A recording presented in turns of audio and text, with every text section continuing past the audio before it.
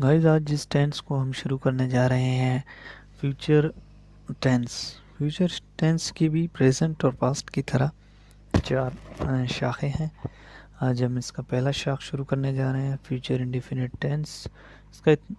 इसका इतना इस्तेमाल ज़्यादा नहीं होता है, बट रिटन में इसका इस्तेमाल होता है। स्पोकन में भी थोड़ा इसका इस्तेमाल होता है।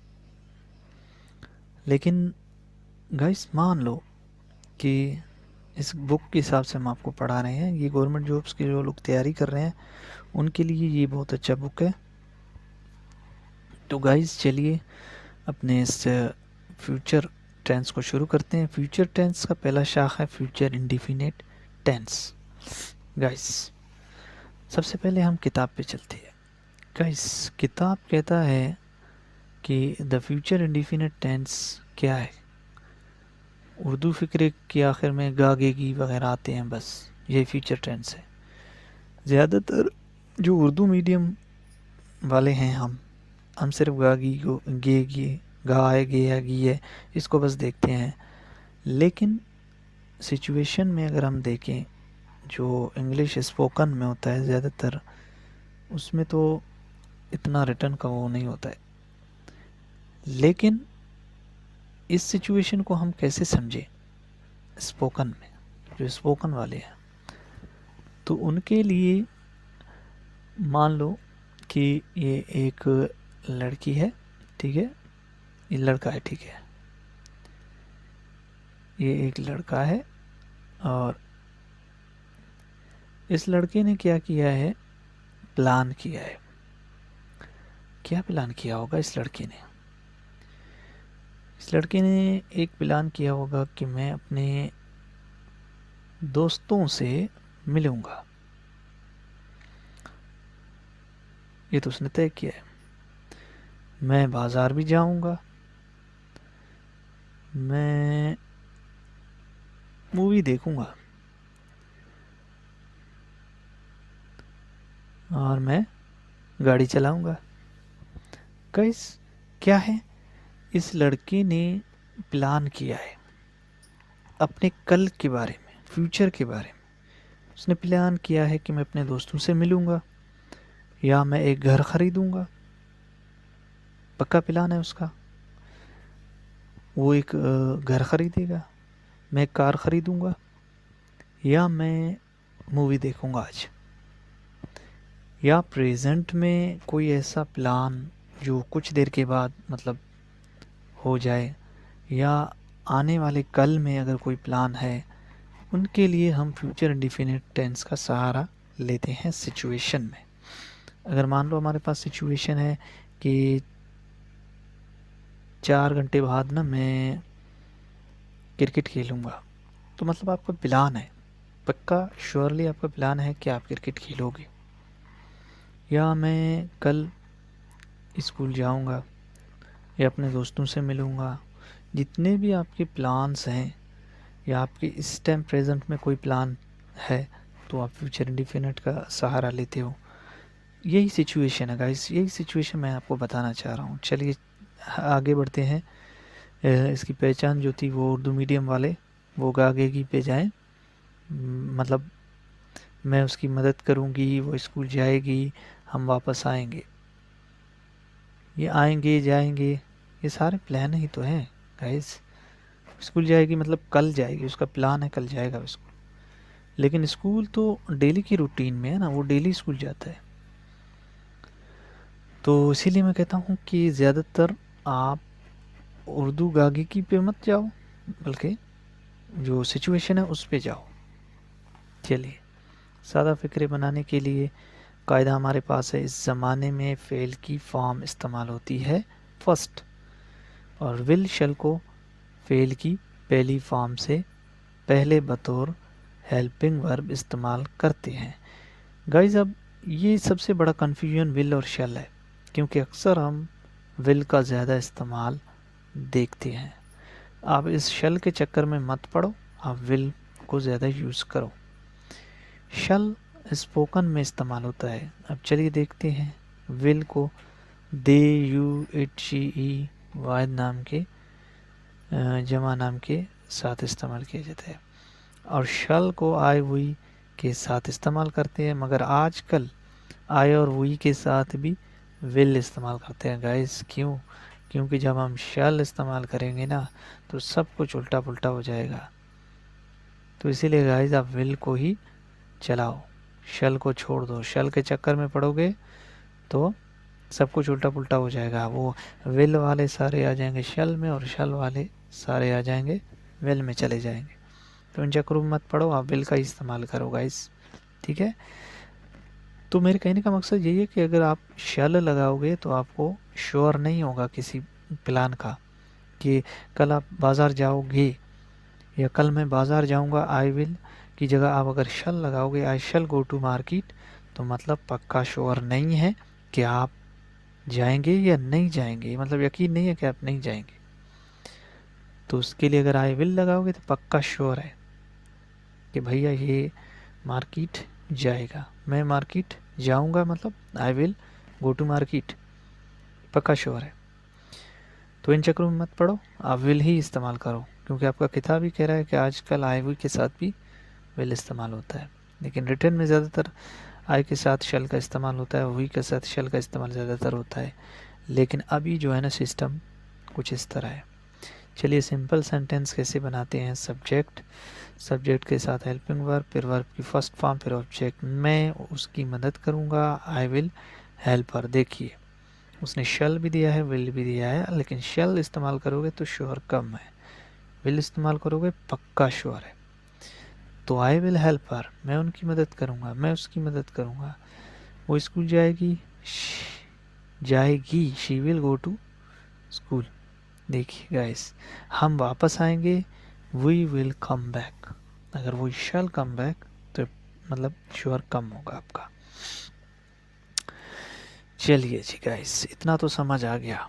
अब नीचे जाते हैं कि नफ़ी फ़िक्रा इसका कैसे बनाया जाता है। गाइस नफ़ी फ़िक्रा बनाने के लिए क्या किया जाता है, इस ज़माने में नफ़ी फ़िक्रा बनाने के लिए हेल्पिंग वर्ब के बाद नॉट लगाते हैं, ठीक है। नेगेटिव सब्जेक्ट पहले, फिर हेल्पिंग वर्ब, फिर नॉट, फिर वर्ब फर्स्ट फॉर्म, फिर ऑब्जेक्ट। मैं स्कूल नहीं जाऊंगा, आई विल नॉट गो, अच्छा मैं उसकी मदद नहीं करूंगा, sorry, I will not help her. वो स्कूल नहीं जाएगी, she will not go to school, यही will not go to school, हम वापस नहीं आएंगे, we will not come back. इस तरह सेंटेंस बनाने।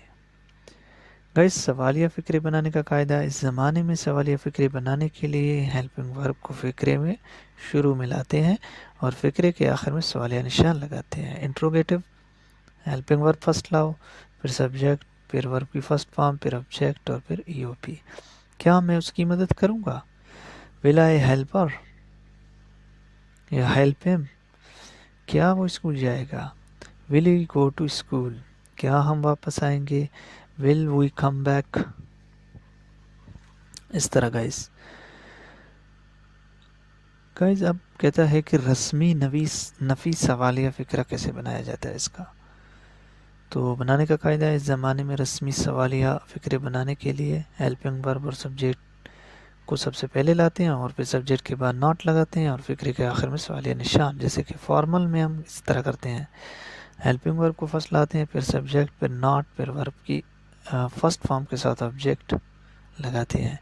ये आपका होता है फॉर्मल नेगेटिव एंड इंट्रोगेटिव, यानी कि रिटर्न में हमेशा इस तरह लिखा जाता है गाइस।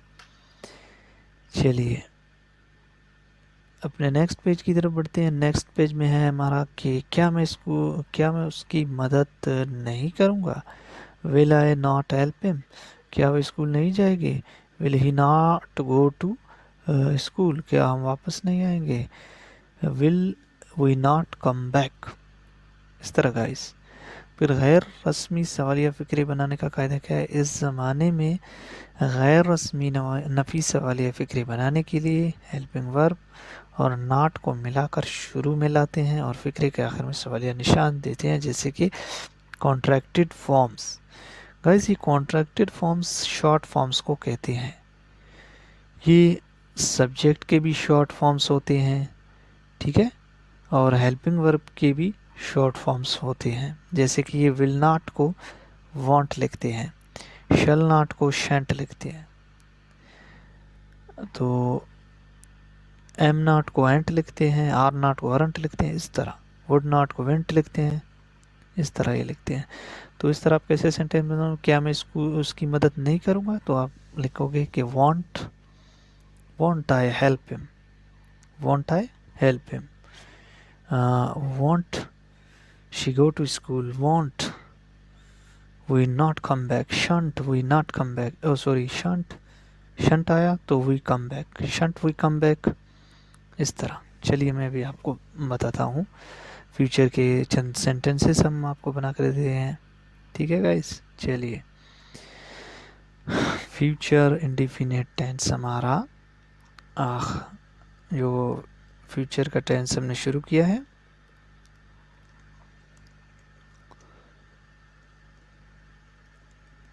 फ्यूचर इंडिफिनिट, इंडिफिनिट का स्पेलिंग गलत हो गया क्या, ये टेंस का भी स्पेलिंग गलत हो गया, अच्छा गाइस, रूल कहता है कि आई है,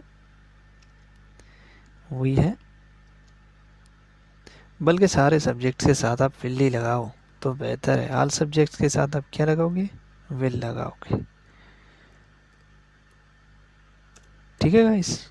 मतलब आपको ज़्यादा परेशानी ना हो, इसीलिए विल का इस्तेमाल करो, शैल को यूज़ मत करो। रूल कहता है कि रूल है आपका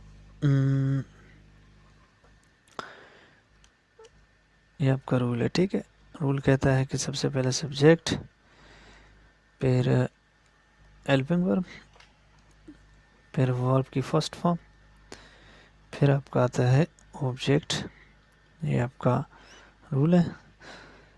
तो रूल के मुताबिक आपको बनाना है सिंपल सेंटेंस। आप कैसे बनाओगे, क्या, अच्छा वो उनकी मदद करेगी, या वो स्कूल जाएगी, वो घर ख़रीदेगी, वो एक नया घर ख़रीदेगा,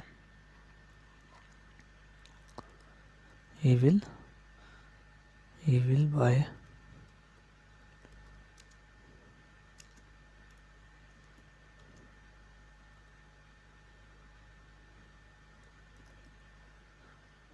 इस तरह का। चलिए सवालिया इसके बनाते हैं, इनकारिया बनाते हैं, सवालिया इनकारिया साथ बनाते हैं। तो रूल कहता है कि इनकारिया बनाओगे तो सब्जेक्ट के बाद हेल्पिंग वर्ब, फिर क्या लगाना है आपको, नॉट लगाना है।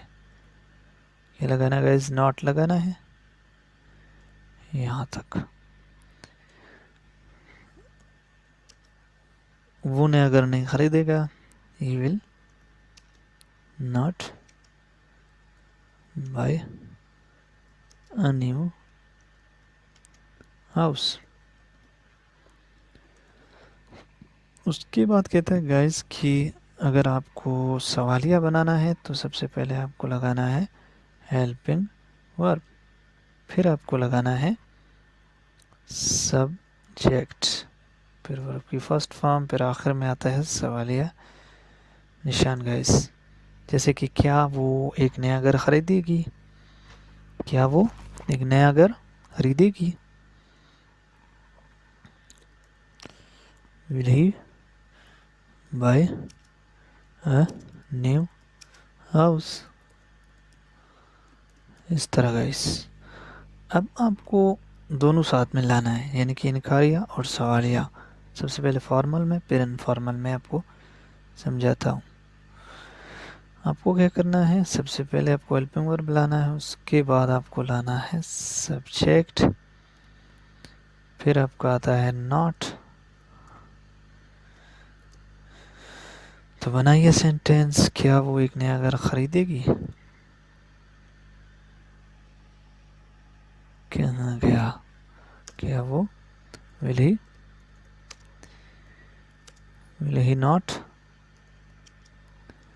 बाय अ न्यू हाउस, इस तरह गाइस। अब मैं इसी को मतलब इनफॉर्मल में कैसे बनाऊंगा गाइस। इनफॉर्मल बनाने के लिए आपको क्या करना पड़ता है, यानी कि जो हेल्पिंग वर्ब है आपका, इसमें आपका विल है तो वांट लगेगा, ठीक है गाइस। विल है तो वांट, यानी कि शॉर्ट फॉर्म है इसका। अगर शैल होता तो आपको शेंट लगाना पड़ता। ये फिर आपको गाइस सब्जेक्ट की तरफ आना पड़ता है, यानी कि आप सब्जेक्ट लगाते हो और ये आपका सेंटेंस जो है ना सवालिया बन जाता है। यानी कि won't he buy a new car. Okay guys, इस तरह won't he buy a new car, क्या वो एक नया कार नहीं खरीदेगी, इस तरह सेंटेंस। गाइस ये तो आपका फ्यूचर इंडिफिनिट, इसके ऊपर आप ज़्यादा से ज़्यादा जुमले बनाएं, इसकी प्रैक्टिस करें, खूब प्रैक्टिस करें, इसकी घर में भी प्रैक्टिस करें। तो तब तक के लिए अल्लाह हाफ़िज़। मिलते हैं फ्यूचर इंडिफिनिट फ्यूचर की न्यू एक टेंस की सीरीज़ में। तब तक के लिए अल्लाह हाफ़िज़।